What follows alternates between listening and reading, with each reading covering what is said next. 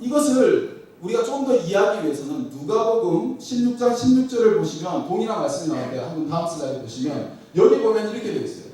율법과 선지자는 요한의 때까지요. 그부터는 하나님 나라의 복음이 전파되어 사람마다 그리로 침입하느니라 이렇게 되어 있습니다. 자, 여기도 보면 Kingdom of God이라는 말이 나오고요. 그 다음에 forcing이라는 말이 나옵니다. 그러니까 침노한다는 그러한 침노한다는 그 단어가 나오고 하나님 나라라는 말이 나옵니다. 근데 여기서 보면 지금 여기서는 하나님의 나라가 막 이렇게 뻗어나가는 어떤 그러한 것으로 쓰여진 것을 우리가 볼 수가 있습니다. 무슨 말이냐면 하나님의 나라는 간절히 찾고 간절히 구하고 이렇게 나아가는 그러한 자들의 것이라는 그런 말이죠. 거기서 가만히 있으면 하나님의 나라에 들어가게 되는 것이 아니라 하나님의 나라는 성을 공격하는 자처럼 많은 노력과 준비로 문을 두드리는 그러한 간절함이 있는 자에게 열린다. 이렇게 우리가 볼 수 있다는 것입니다. 세례요한의 때부터 지금까지 천국은 침노를 당하나니 침노하는 자가 빼앗느니라. 궁금한 것은 이 침노하는 자가 누구냐는 것입니다. 누가 어떤 사람이 침노하는 자냐. 우리가 이것을 이전 첫 번째 번역으로 우리가 좀 생각을 해보면 침노하는 자는 바리새인이나 헤롯이나 이러한 서기관이나 종교 지도자들이라고 볼 수가 있습니다. 그 공격한 사람들. 하지만 또 이 번역에서는 침노하는 자를 누구로 볼 수 있느냐? 바로 제자들이라고 볼 수가 있습니다. 그리스도를 따르는 자들이라고도 볼 수 있는 것입니다. 이것은 무슨 말이냐면 예수님께서 지금 하신 말씀의 의미는 뭐냐면 항상 하나님의 나라가 어려움과 고난에 봉착할 것이다. 그런 말이죠. 그것을 공격하고 파괴하려는 자들이 있을 것이라는 그런 말입니다. 하나님의 나라를 추구하는 자들에게는 고난이 따른다는 것입니다. 세상의 어떤 힘이나 세상의 어떤 육신적인 생각이 하나님의 나라를 끊임없이 공격할 것이라는 것입니다. 우리 안에 하나님의 통치가 이루어지지 못하도록 우리 안에 육신적인 생각과 또 외부로부터의 공격이 계속적으로 있을 거라는 그런 말입니다. 하지만 그러한 가운데서도 우리가 하나님의 나라를 간절히 찾고 구하고 그렇게 계속 추구해 나간다면 하나님의 나라는 계속적으로 뻗어나갈 것이다. 성장해 나갈 것이다. 하나님의 통치는 우리 가운데 임할 것이다. 그런 말씀을 지금 하고 있는 것입니다. 근데 이 개중에 우리가 이 침노하는 자의 이것을 좀 잘못 해석을 해서 하는 사람들이 있어요. 제가 LA에 있을 때 LA에서 사역하던 한 교회에서 실제로 있었던 일인데 교회에 오신 지 이제 얼마 되지 않는 분입니다. 이분이 이제 그 예배를 드리려고 이렇게 앉아 있었어요. 근데 우리가 보통 보면 예배 드리러 오면은 자기가 앉는 자리가 보통 이렇게 있잖아요. 여러분들은 뭐 있는지 없는지 모르겠는데 이 연세 드신 분들은 있어요. 이게. 그래서 꼭 그 자리에 앉아야 돼요. 그 자리에 앉지 않으면은 굉장히 힘들어하고 불안해하고요. 그래서 교회 온 지 얼마 안 되신 분이 자리에 앉아 있었는데 그 어떤 분이 연세 드신 분이 오셔가지고 비켜, 이게 내 자리야. 비키라는 거예요. 자기 자리라고. 이분이 너무 황당하고 그래서 결국은 일어서서 비켰는데 비킨 것이 아니라 교회를 나가버렸어요. 교회를 나갔는데 그냥 그 주만 교회를 나간 것이 아니라 교회를 떠나버렸어요. 자, 이분의 입장에서는 천국은 침노하는 자의 것이니까 내가 은혜를 받아야 되니까 그 자리를 차지한 거죠. 근데 천국이 임했나요? 하나님의 나라가 임했나요? 하나님의 나라가 떠나가 버렸어요. 천국이 떠나가 버린 거예요. 우리가 이것을 잘못 적용하면 이렇게 될 수도 있다는 것입니다. 천국을 침노했는데 천국이 정말 침노를 당하고 말했다는 거죠. 제가 대학생 때, 대학교 때 그 한국에서 온 그 대학생들과 또 그 LA 지역에 있었던 학생들하고 같이 한 버스 4대에 이제 나눠 타고 대륙 횡단을 이제 했던 적이 있었습니다. 제가 이제 참여를 했었는데 그 이제 버스에서 학생들하고 뭐 이렇게 쫙 타가지고 한 뭐 50명, 60명씩 타니까 한 200명 넘게 이제 간 거죠. 그러면서 LA부터 출발해서 이제 동부 워싱턴 DC까지 차를 타고 이제 가는 거죠. 가면서 곳곳에 이제 미국의 중요한 도시에 이렇게 들리면서 그곳에서 회개의 운동, 그러한 그 각성의 운동, 이제 그러한 그 운동을 했습니다. 계속적으로 이제 기도하면서 이제 그런 집회들을 했었는데 저희가 맨 마지막에 도착한 곳이 워싱턴 DC였어요. 그 당시에 이제 워싱턴 DC에 어떤 교회를 들어갔었는데 그 교회에 누가 계셨냐면 이동원 목사님, 지금은 이제 한국지구촌 교회 가셨지만 이동원 목사님이 그 당시에 그 교회에 담임 목사님으로 계셨습니다. 우리 마지막 집회였죠. 근데 그때 사람들이 이제 쫙 앉아가지고 이제 찬양을 하는데 이동원 목사님이 찬양을 이렇게 인도를 하시는 거죠. 근데 어떤 찬양을 인도를 하냐면 사막의 샘이 넘쳐 흐르리라. 혹시 그거 아세요? 어린 주일학교 때 부르는 건데 사막의 샘이 넘쳐 흐르리라. 모르시군요. 몰라요? 알죠? 네. 요즘도 부르나 보네. 요즘 안 불러요? 이 어릴 때 우리 주일학교 때 부르는 거거든요. 사막의 샘이 넘쳐 흐르리라. 사막에 꽃이 피어 향내 내리라. 주님이 다스리는 그 나라가 되면은 사막이 꽃동산들이 이렇게 되는 게 있어요.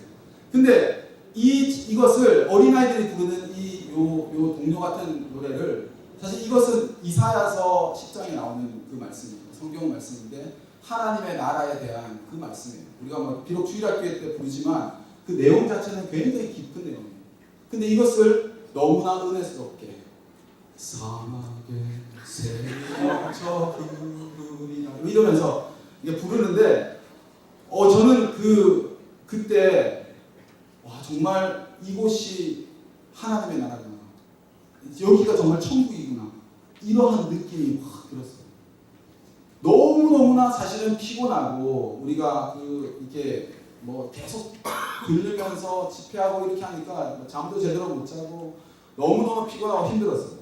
근데 육신적으로는 너무나 피곤하고 힘들었는데 정말 그 찬양을 하는 가운데 하나님의 나라가 우리 가운데 이렇게 임하는 것을 제가 정말 이 가슴으로 느끼게 됐습니다. 예수님께서 이 땅 가운데 오심으로 하나님의 나라가 우리 가운데 임했어요. 이제 그 예수님의 삶의 방식을 쫓고 순종하는 자들에게 하나님의 나라가 이제 임하는 거죠. 하나님의 나라가 임하는 겁니다. 우리의 삶도 마찬가지예요. 하나님의 나라가 임하는 겁니다.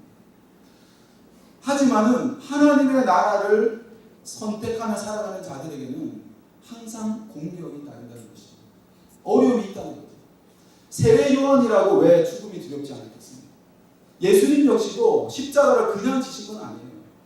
예수님에게는 겟세마네 동산이라는 시간이 있었습니다. 예수님께서 겟세마네 동산에서 어떻게 기도하셨어요? 주여, 할 수 있거든 이 잔을 제게서 옮겨주십시오.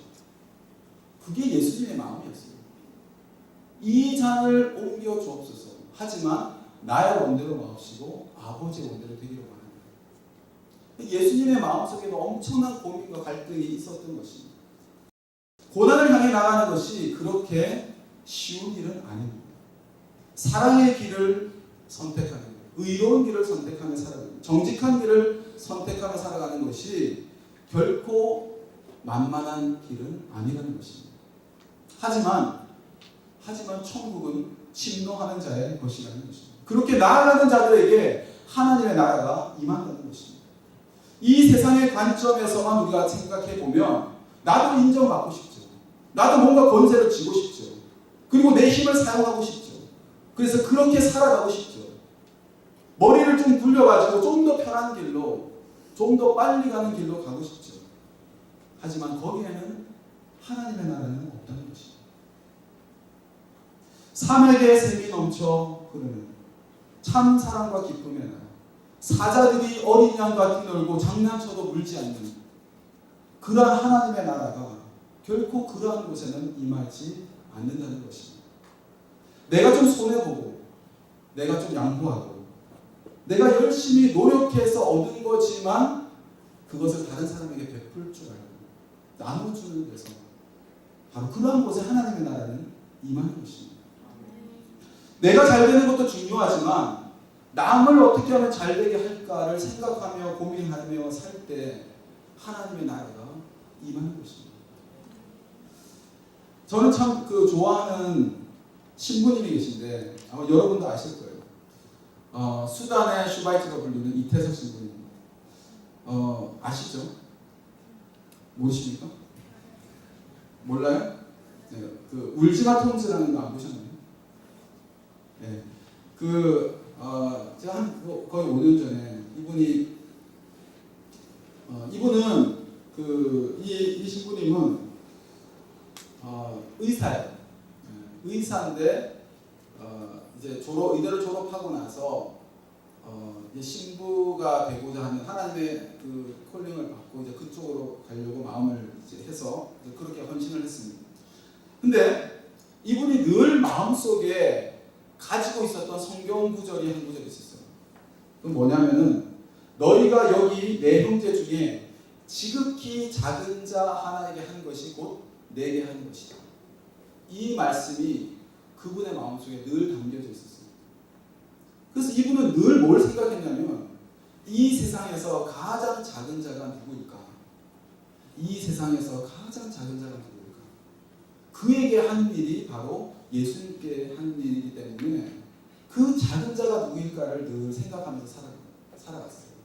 근데 이분이 로마에서 공부를 하고 있을 때에 신부 수업을 하면서 공부를 하고 있을 때에 수단이 내전도 많이 일어나고 아이들이 어릴 때부터 막 총 쏘고 전쟁 놀이가 아니라 거기는 진짜 전쟁을 하는 그런 환경이잖아요. 근데 수단의 톤즈 지역의 이야기를 듣게 됩니다. 그러면서 이분이 이곳이 가장 작은 자가 있는 곳이구나 이런 생각을 하게 됐습니다. 그래서 이분은 사제 모든 것을 마치고 아프리카 수단의 톤즈라는 곳으로 가게 됐습니다. 하루에 200명이 넘는 환자들을 매일매일 진료하면서 돌봤지만은 정작 자기 자신의 몸을 돌보지를 못했습니다.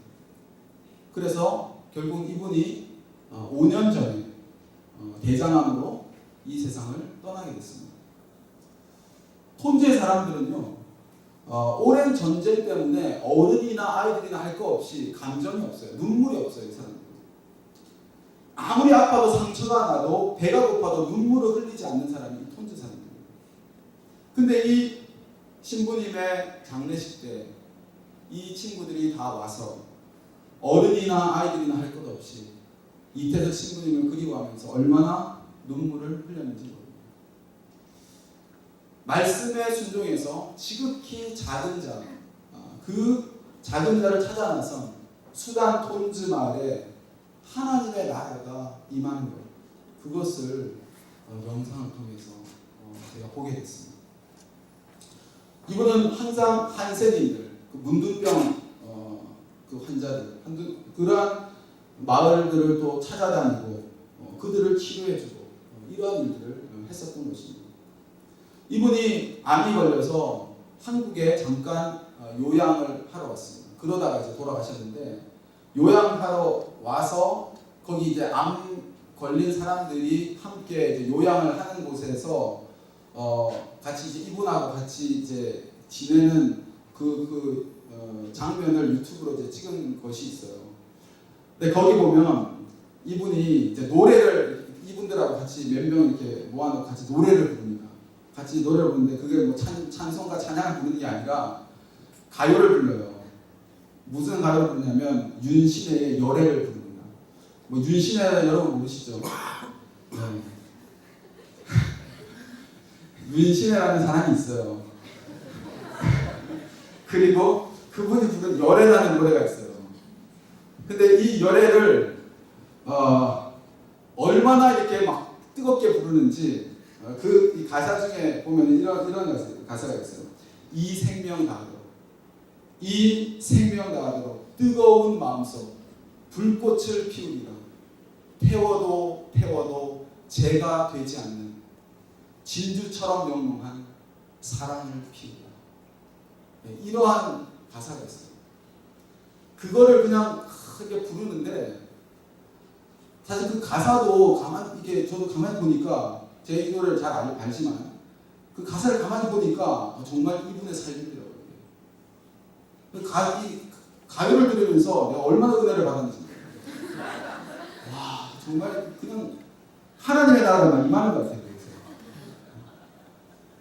자기 자신은 지금 사형선고를 받은 사람이거든요. 이제 꼭 그분이 그렇게 하고 몇 달 있다 돌아가셨어요. 자신은 사형선고를 받았는데 그 얼마나 기뻐하는 거예요. 그 얼굴에 얼마나 기쁨이 있는지 몰라요. 하나님의 나라가 임하고 있더라고요. 죽음을 초월하는 거예요. 하나님의 나라를 추구하는 사람에게는 죽음까지 초월할 수 있는 그러한 생명력이 그 안에 부여된다는 거예요. 여러분 오늘 우리가 읽은 부분 맨 마지막에 보면요. 마태복음 11장 28절에 보면 우리 맨 마지막 슬라이드 보시면 이번에 이태석 신부님입니다. 네. 넘겨주시고 맨 마지막에 보면요. 우리 같이 함께 우리 이것을 한번 읽어보도록 하겠습니다. 시작. 수고하고 무거운 짐진 자들아 다 내게로 오라. 내가 너희를 쉬게 하리라. 나는 마음이 온유하고 겸손하니 나의 멍에를 메고 내게 배우라. 그리하면 너희 마음이 쉼을 얻으리니. 자, 우리 이 말씀 굉장히 좋아하죠. 잘 알고 좋아합니다. 수고하고 무거운 짐진 자들아 다 내게로. 우리 예수님께 오라는 거죠. 왜냐하면 예수님은 우리에게 쉼을 주시기 때문에, 안식을 주시기 때문에. 너무나 공부하고 피곤한데 예수님께서 우리를 품어주시는 것입니다. 그런데 우리가 위의 구절만 보면 안 되고 밑에 구절을 좀 볼 수 있어야 돼요. 자, 쉬게 하리라, 쉼을 준다고 했는데 예수님은 뭐라고 말씀하시냐면 29절에 보면 나는 마음이 온유하고 겸손하니 나의 멍에를 메고 내게 배우라. 그리하면 내가 쉼을 얻으리니. 그렇습니다. 멍에를 메라. 내 멍에를 메라. 그리하면 쉼을 얻을 것이다. 우리는 멍에를 벗으려고 하죠. 우리는 멍에를 자꾸 벗으려고 합니다. 좀 쉬고 싶어하고 안식하고 싶어합니다. 하지만 예수님은 아니야. 쉼은 그렇게 벗는다고 오는 것이 아니야. 내 멍에를 메야 해. 내게 배워야 해. 예수님께서 가시는 길, 아무도 알아주지 않는 길. 나도 어렵고 힘들고 내 코가 석자지만 그래도 그 길을 가. 그리고 도와줘. 다른 사람 도와줘. 그래도 섬겨. 내가 가는 길을 너도 보고 배우라는 것입니다. 멍에를 매라는 것입니다. 그렇게 하면은 너희 마음이 쉼을 얻을 것이다. 라고 말씀하는 거예요. 아직도 가야 할 길이라는 그 책을 쓴 로드레스 트래블이라는 글을 쓴 스카펠이 맨 처음에 그 책에서 Life is difficult라는 말로 시작을 합니다. 우리 인생은 고뇌다.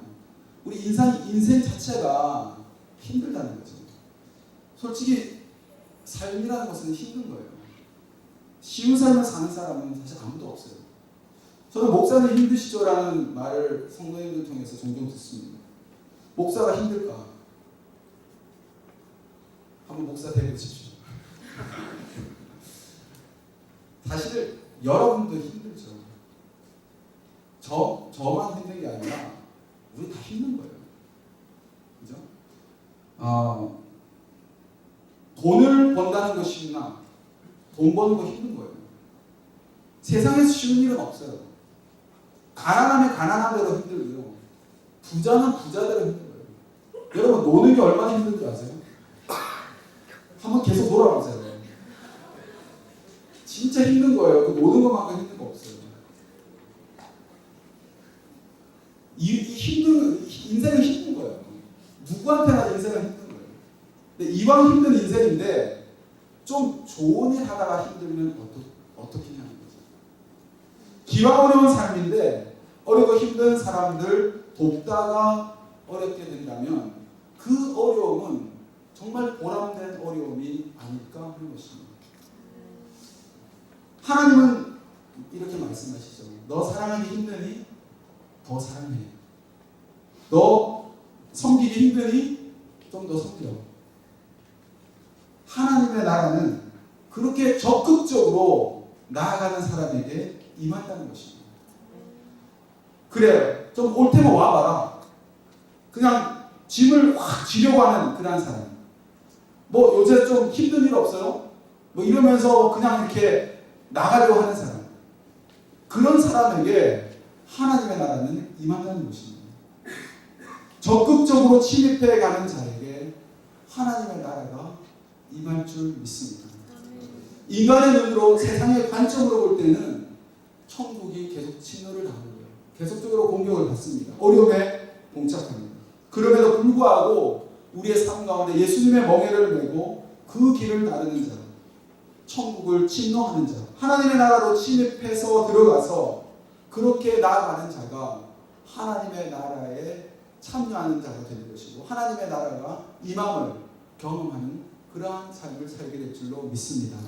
사랑과 희생과 겸손의 섬김으로 천국을 침노하며 살아갈 수 있는 저와 여러분의 삶이 되시기를 주님 이름으로 축원합니다. 기도하겠습니다. 하나님 감사합니다. 예수님께서 이 땅 가운데 오심으로 우리에게 하나님의 나라를 보여주시고 또 선포하시고 또 우리도 이제 하나님의 나라에 동참할 수 있는 길을 열어주신 것을 감사를 드립니다. 하나님, 우리가 그저 주저앉아 있지 않게 하여 주시고 이왕 힘든 삶인데 좀 더 의미 있고 가치 있는 일을 위하여 힘들게 살아갈 수 있는 우리들의 인생이 될 수 있도록 은혜를 부어 주옵소서. 감사드리며 예수님의 이름으로 기도하옵나이다.